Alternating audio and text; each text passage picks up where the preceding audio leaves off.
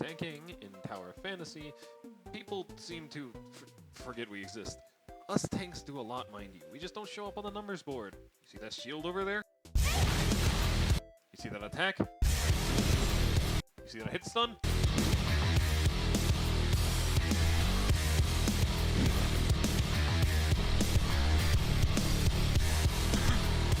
Anyway, tanking is a very undervalued role, especially when people see high numbers and get their happy chemicals. But tanking is a pretty big role, all things considered. Unfortunately, some people don't fully understand how to play as, or especially play with, a proper tanker. And thus, a video made partly out of spite to teach people how to tank. Mostly out of spite. Talking strictly about the global version, there are only 3 defense weapons: Meryl, Puma, and NA, with undefined character soon to come. Meryl supports tanking with her hit stun / control immunity alongside a max HP shield on A3 and serviceable Shatter. If you're running her as a Shatter weapon, look for Shiro Matrices, and for Sobek 3-piece or Meryl 4-piece, she is usable as damage. Puma provides enemy taunting, damage reduction, and arguably better Shatter than Meryl or King. For Shatter Matrices, Shiro 2-piece, for damage, 3-piece Sobek. Now, NA, the SR unit, seems to be severely underrated as a tank's off weapon. Her A1 provides a taunt that rarely seems to work, a single hit of damage immunity, and Hyperbomb. This damage immunity can be used to completely negate boss attacks like a flaunt.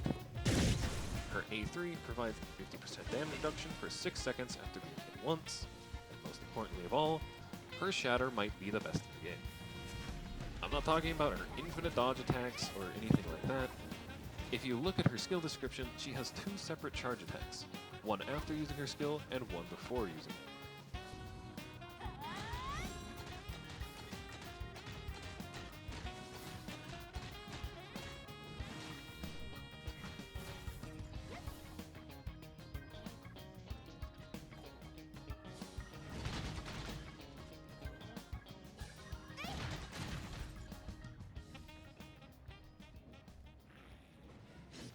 If this video on Shatter is correct, NA has some of the highest base multipliers with a good Shatter stat to boot, which should theoretically make her top tier Shatter.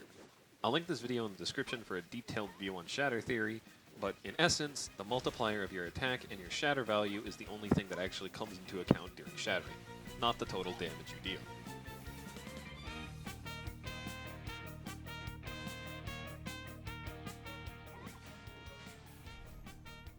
Since Fortitude Resonance requires 2 defense weapons, you only have 1 slot for a supporting weapon, so choose wisely, I suppose. Since the defense weapons are more or less preference, I'll just briefly mention weapons that support them instead. As a side note, the only elements you can really run as a tank are Frost and possibly Fire. Many of the supporting weapons currently in the game are Frost, and Huma will be the only non-Frost tank in the game for a while. Coco Ritter provides a small but consistent, low maintenance healing alongside free weapon charge on A1, a very effective team damage buff and CC cleanse on A3, and an additional damage buff on A6. Her 4-piece Matrix set provides even more damage buffing, and her weapon requires very little time on the field to get full usage out of it. So I'd recommend it over Nemesis. Coco Ritter is also Frost, which is one of the only viable tank elements, meaning she benefits Frost tanks even better. If you're building Frost damage, then you can also use that Frost damage on Coco Ritter. If you manage to grab them, she's also a good holder for 2-piece Frig Matrices, should you be running Frost.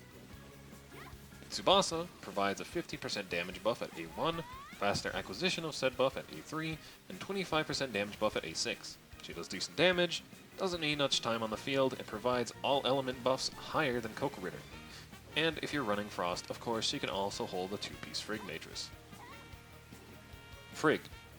Definitely the best choice currently. Her skill grants infinite dodges in her skill domain. If you get her Simulacra trait to 4000, it grants permanent hyper body inside the range regardless of the weapon equipped, and that makes Phantasia a cakewalk for any monsters that rely on hit stun to stop you from Phantasia. A3 buffs Frost discharges, A5 buffs Frost upon shattering, and A6 buffs 25% Frost damage upon reaching maximum stacks in her domain. If you somehow avoid talk of future characters, I'll just say that there are some upcoming characters that have the ability to pull mobs toward you and group them up for easier mobbing. Both of these weapons will Both of these weapons will likely be great choice for tanks and allow you to group mobs for your team. As for relics, it comes down to personal choice for most selections. For my recommendation though, Hologram Projector, Quant to abuse for enemies like a Pomp Fist, and it also gives 20% damage buff on A2. Alternate Destiny if you're going against bosses that hit many times on their maximum, Lucia and Valkyrie for an example.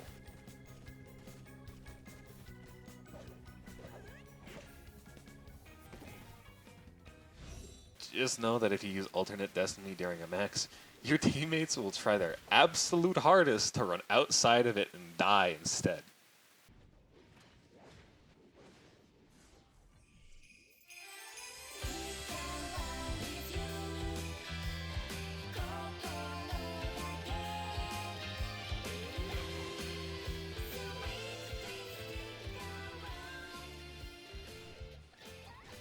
Shatter is all well and good, but the main gameplay loop for tanks will involve much more dodging than shattering.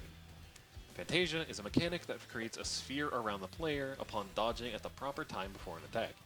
This has a cooldown of around 25 seconds, and the reason this is significant to tanks is because only the player with aggro can trigger Phantasia. This is precisely why you should not be discharging with Huma's weapon if you are not a tank, or if the monster isn't stunned. Her discharge gives a player a 5-second taunt, this taunt ignores aggro, seems to grant a higher priority taunt than NA's, and simply switches their target to the caster for those 5 seconds. Switching aggro to a non-tank in the middle of a fight prevents the tank from Phantasiaing, and just creates unnecessary chaos. Speaking of it, aggro, simply put, for every point of damage that you deal, it counts as a point of aggro. The player with the highest aggro points will, of course, gain the monster's attention. Using the Fortitude Resonance will boost your aggro point gain by 800%.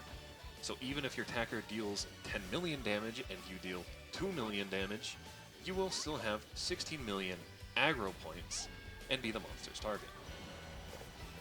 You can see who currently has aggro during boss fights by the name above the health bar in the top right. Players with aggro will have the monster constantly turn to face them and direct all attacks at that player that they, of course, can Phantasia. This thus makes the main gameplay loop of tanks trying to bait enemies' attacks away from their team as best as possible, whilst also trying to Phantasia those attacks whenever the cooldown is allowing it. A basic point of strategy would involve trying to keep a boss as still as possible with their backs turned to your team. If the enemy is attacking toward you, then the only attacks from that enemy that can hit your teammate are AoE attacks. Focus on stability. Don't run from an attack that won't one-shot you. Fortitude grants you 45% damage reduction, and you should abuse that as much as possible to keep the enemy close to your team, and trigger Phantasia on attacks that most classes would find too risky to attempt. If an enemy has lunge attacks or running attacks, back yourself up to a wall so that the enemy doesn't run as far. If you can wedge them in a corner, it makes it much easier to keep them there. Whenever your team has to run after a boss, they're wasting dodges and time, which is critical during especially shield break periods. Keep the monsters back to your team, Phantasia when possible, and work such that your team doesn't have to run after the monster.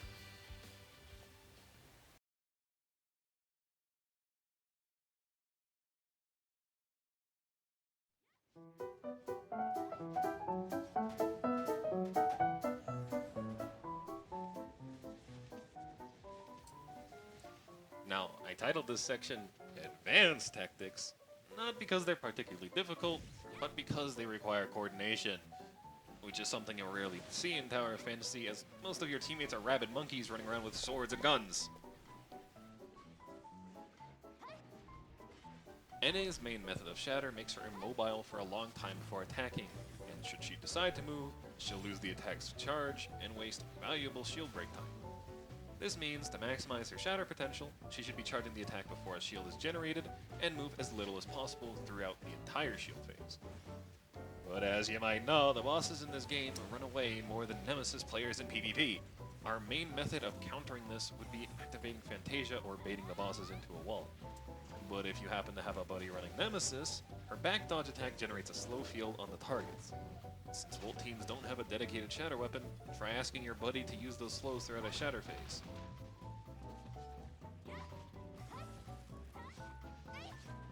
Theoretically, it's possible to constantly rotate Phantasia between multiple players.